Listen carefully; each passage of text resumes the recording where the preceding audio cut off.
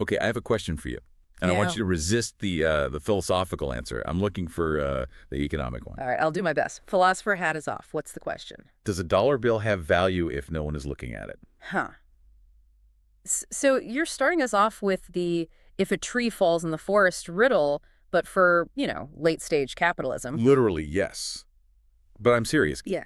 If we aren't paying attention to something, an asset, a stock, a viral tweet, does its economic value actually exist? Or do we create it just by looking? Exactly. It sounds like a trick question.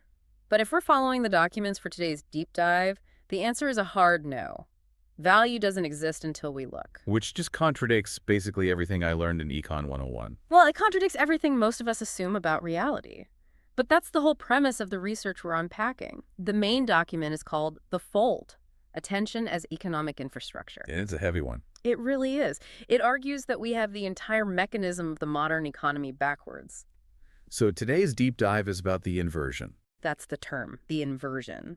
The core idea is that in our digital world, observation isn't passive. It's an active force. It's what turns, infinite possibilities into one specific reality. We're flipping the model on its head. We're going to explore why attention isn't just something we spend. It's the actual infrastructure holding our economic reality together. And why, if you're not paying attention, you are literally living in a different reality than someone who is. Let's get into the weeds then, because usually we assume value is just fundamentally there, right?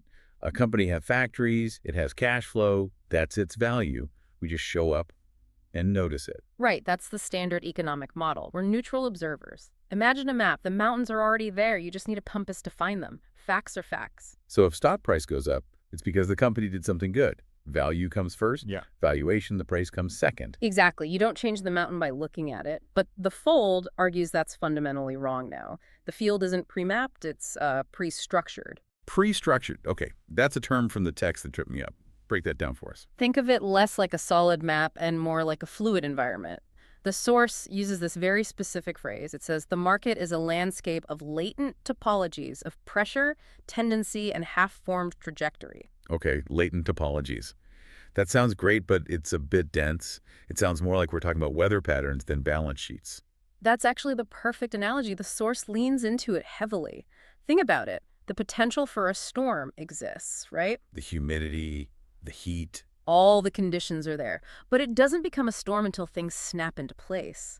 In this economic model, we, the observers, the market, we don't discover the storm. We collapse it into being. Collapse. So you're pulling from quantum physics here, the observer effect. It's very similar, yeah, but for finance and reputation, in this framework, there are infinite possible stories floating around a company. Is this the next Google? Is it a total fraud? Is it just a boring, average company? All of those possibilities exist at the same time, in a sort of cloud. They're latent. Right, and they stay latent until we look. But not just one of us.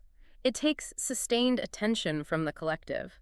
And this is where the source brings in the metaphor of atmospheric pressure. I noted that. It's like attention has physical weight. It really does. Imagine that every time you focus on a topic, a stock, a scandal, you're adding a tiny bit of atmospheric pressure to that one spot in the field. And if enough of us add pressure to the same spot, The weather changes. The narrative crystallizes. That's the collapse. The confusing cloud of data suddenly snaps into a clear story. This company is a fraud, or this company is the future. And that story becomes reality. so a price or a reputation isn't a hard fact, it's just a temporary equilibrium. Exactly. It's a balance between what the field wants to express, those latent tendencies, and what we, the observers, are willing to perceive. Okay, I have to push back a bit here, play the skeptic. This sounds very poetic, collapsing narratives. But surely, facts are still facts. If a company goes bankrupt, they go bankrupt. That's not a narrative, that's just math. That is the right question. And you can't just wish away a zero bank balance. But the source would argue the path to that bankruptcy and the timing of it is all dictated by the attention structure. How so? The source gives a perfect example. A market crash. Okay, walk me through it using the fold. Mm. Because we usually think a crash happens because something fundamental broke. Think about the morning of a massive crash, that first hour, let's say at 9:30 a.m., when the panic starts. Did the company actually change? Physically, no. The factories are still there. Employees are logged in. The product is the same as it was 5 minutes ago. Right. The fundamentals, the things the standard model says drive the price, are identical. So what changed? The sentiment, the vibe in the room. In the standard model, we call it sentiment and kind of wave it away as irrational. But the fold says that's a shift in the collective attention structure. Yesterday, the story was, this is normal volatility. Today, for whatever reason, the attention shifted, the pressure changed, and the narrative collapsed into, this is a crisis. And once that happens, it's a self-fulfilling prophecy. Yes.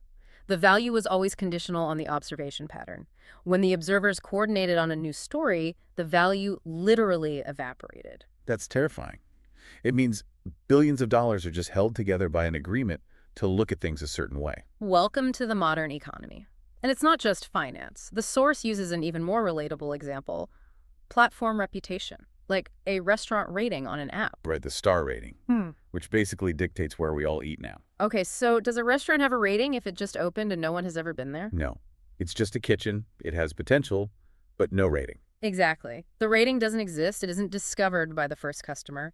It is created through what the source calls aggregated attention events. People go, they pay attention, they leave a review. This is the cold start problem every business deals with. And once that attention creates a 4.8 stars or 2.1 stars, that generates very real economic consequences. A 4.8 star place has a line out the door. And a 2.1 star place goes out of business. But here's the kicker, and this is crucial to the inversion. The food could be exactly the same in both scenarios. Maybe the 2.1 star place just got hit by a weird attention storm early on that collapsed the narrative into this place sucks. The bankruptcy follows the attention, not necessarily the quality. So reputation isn't just marketing fluff. It's a piece of infrastructure built out of attention. Precisely. And that brings us to the why now. Why does this feel more true today than it did in, say, 1970? Yeah, the source spends a lot of time on this shift in scarcity.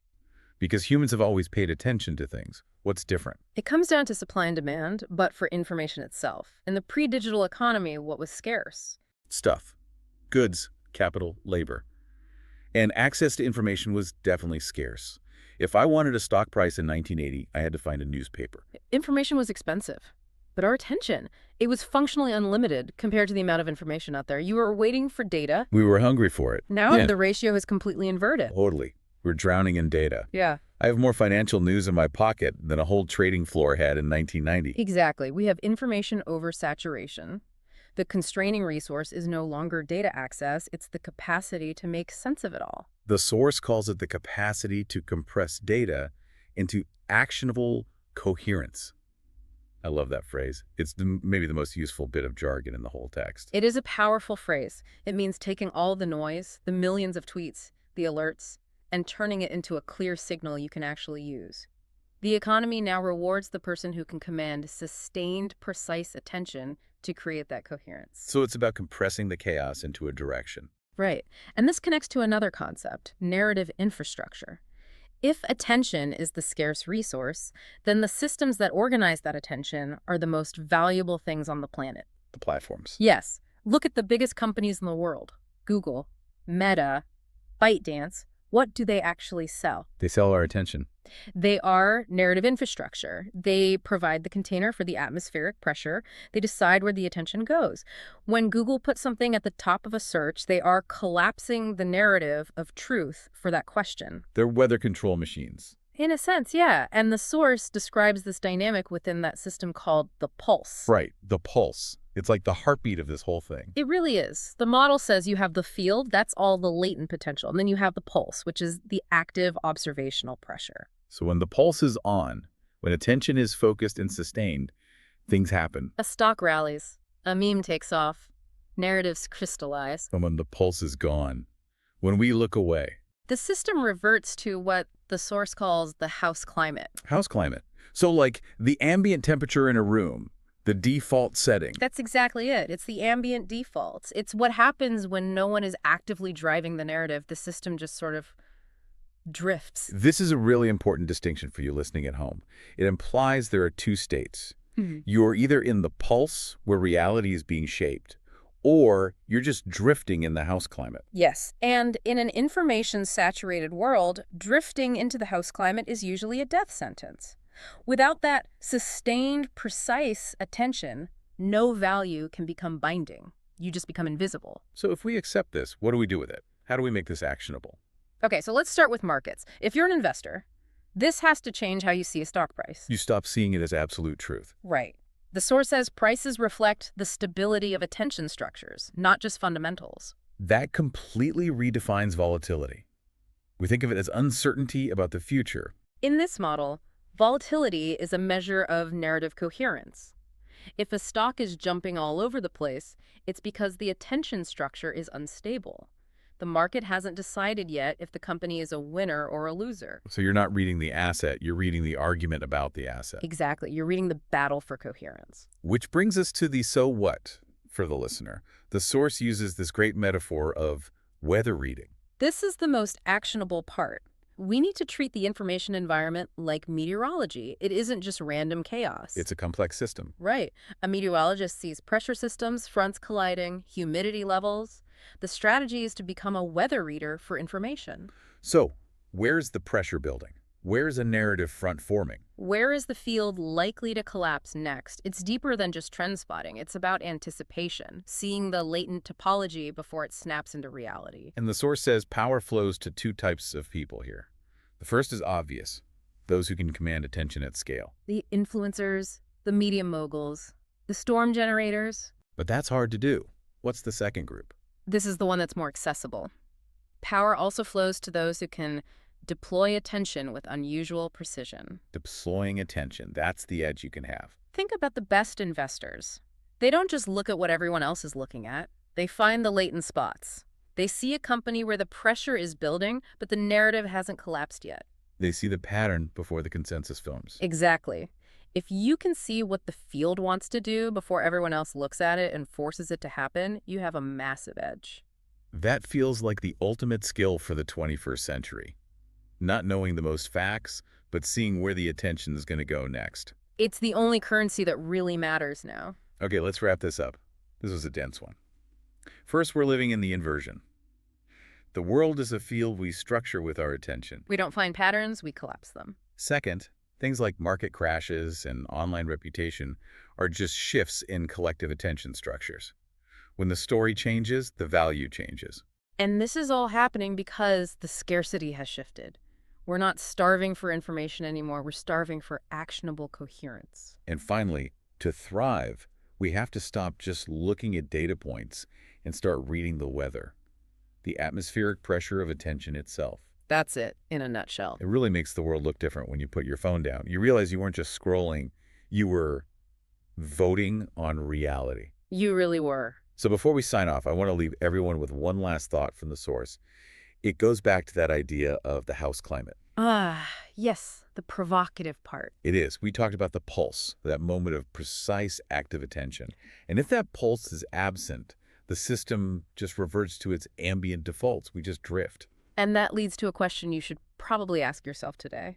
If attention is the force that collapses reality, are you applying your own pulse? Or are you just living in someone else's house climate? Exactly. Are you collapsing your own reality? Yeah. Choosing what to value, what to focus on? Or are you just drifting in the default settings of the market?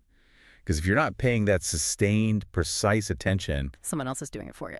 And on that slightly unsettling note, thanks for joining us for this deep dive into the fold. We'll see you next time. See you next time.